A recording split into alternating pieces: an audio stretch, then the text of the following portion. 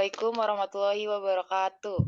Waalaikumsalam warahmatullahi wabarakatuh. Kami dari kelompok 2 ingin mempresentasikan dasar-dasar humas profit dan non-profit. Sebelumnya perkenalan dulu, nama saya Arisita Ulia Salsabila dengan NIM 44221009. Nama saya Medina Rajastria dengan NIM 44221226. Saya Mutia Farani dengan NIM 44220866. Nama saya Wardan Rafifa dengan NIM 442211097.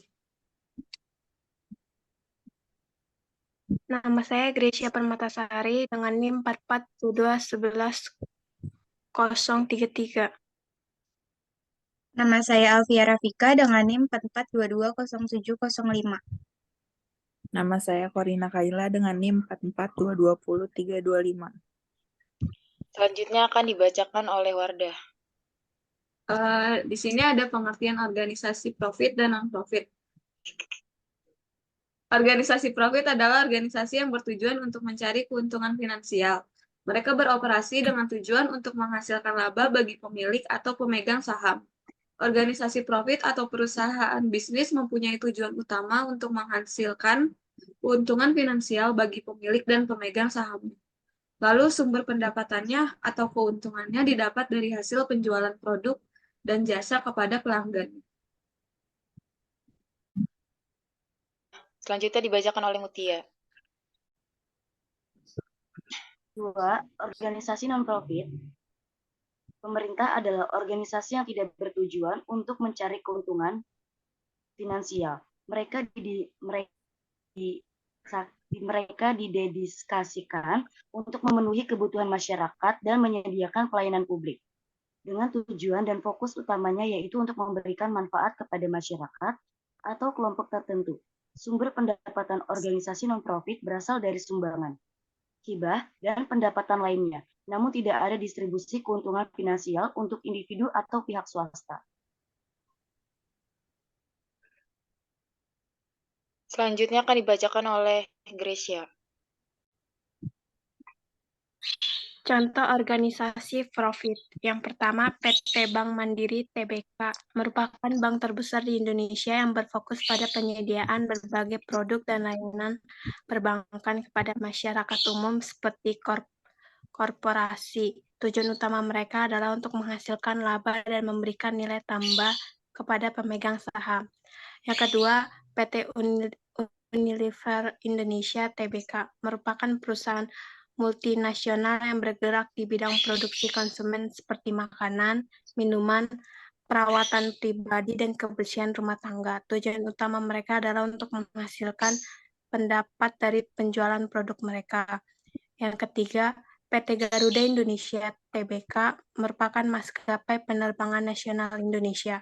Organisasi ini bertujuan untuk mendapatkan keuntungan dari bisnis penerbangan dan meningkatkan kesejahteraan masyarakat dalam menyediakan layanan transportasi udara.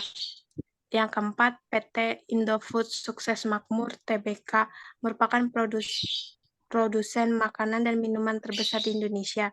Tujuan utama mereka adalah memproduksi dan memasarkan berbagai produk makanan dan minuman kepada konsumen untuk mendapatkan laba dan meningkatkan pangsa pasar.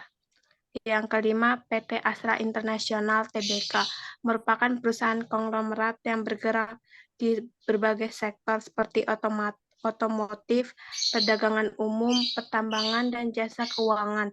Tujuan mereka adalah untuk mendapatkan keuntungan dan tumbuh dalam bisnis yang mereka jalankan. Selanjutnya akan dibacakan oleh Kaila. Selanjutnya ada contoh organisasi non-profit. 1. Kementerian Pendidikan dan Kebudayaan bertanggung jawab atas penyelenggaraan pendidikan dan pengembangan kebudayaan di Indonesia. Kedua, Kementerian Kesehatan mempunyai peran dalam menyelenggarakan program kesehatan masyarakat dan memberikan pelayanan kesehatan kepada warga negara. Ketiga, Badan Nasional Penanggulangan Bencana bertugas dalam menjalankan program penanggulangan bencana seperti mitigasi, respons, dan rehabilitasi bencana di Indonesia. Yang keempat ada Komisi Pemberantasan Korupsi atau KPK, berfungsi sebagai lembaga independen yang bertugas memberantas korupsi di Indonesia. Yang kelima ada Otoritas Jasa Keuangan atau OJK, merupakan lembaga yang mengawasi dan mengatur sektor jasa keuangan di Indonesia, seperti perbankan, pegadaian, asuransi, dan pasar modal. Selanjutnya ada contoh dari tindakan yang dilakukan humas dalam organisasi profit. Peran spesifik humas dalam lembaga profit adalah mendukung upaya-upaya peningkatan laba perusahaan. Contoh dengan publik internal, humas dapat melakukan program komunikasi yang dapat meningkatkan kinerja karyawan, sehingga karyawan dapat bekerja sesuai dengan standar yang diharapkan perusahaan. Lalu contoh terhadap publik eksternal, tugas humas pada organisasi profit adalah untuk menyampaikan organisasi masyarakat luas sehingga image dan reputasi produk, jasa, dan perusahaan semakin positif di masyarakat. Selanjutnya akan dibacakan oleh Alivia. Dan selanjutnya di sini ada contoh dari tindakan yang dilakukan humas dalam organisasi non-profit. Dari perspektif humas, organisasi non-profit bisa dibagi ke dalam dua macam, yaitu satu, organisasi non-profit pada pemerintah berfungsi untuk membantu menjelaskan kegiatan organisasi ini kepada publik, atau sebaliknya, menerima feedback dari masyarakat yang kemudian ditransfer ke manajemen organisasi.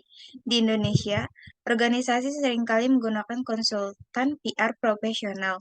Selain aktivitas PR internal untuk mempublikasikan aktivitas atau kampanye program tertentu. Yang kedua, organisasi non-profit. Bukan pada pemerintah, ini bergantung pada sumbangan dari donor untuk beroperasi. Donor lembaga swadaya masyarakat terdiri dari donatur perorangan, organisasi, perusahaan, atau lembaga pemerintah yang mempunyai sikap positif terhadap gerakan atau tujuan organisasi yang bersangkutan. Lembaga swadaya masyarakat semacam ini sangat bergantung pada penggalangan dana yang sering dianggap mendukung kegiatannya. Oleh karena itu, tujuan penting PR dari organisasi ini adalah untuk menarik masyarakat agar mengumpulkan dana dan menginformasikan kepada donatur tentang jumlah uang yang terkumpul. Sekian presentasi dari kelompok kami, kurang lebihnya mohon maaf apabila ada kesalahan dan kekurangan. Wassalamualaikum warahmatullahi wabarakatuh. Waalaikumsalam warahmatullahi wabarakatuh. Waalaikumsalam warahmatullahi wabarakatuh.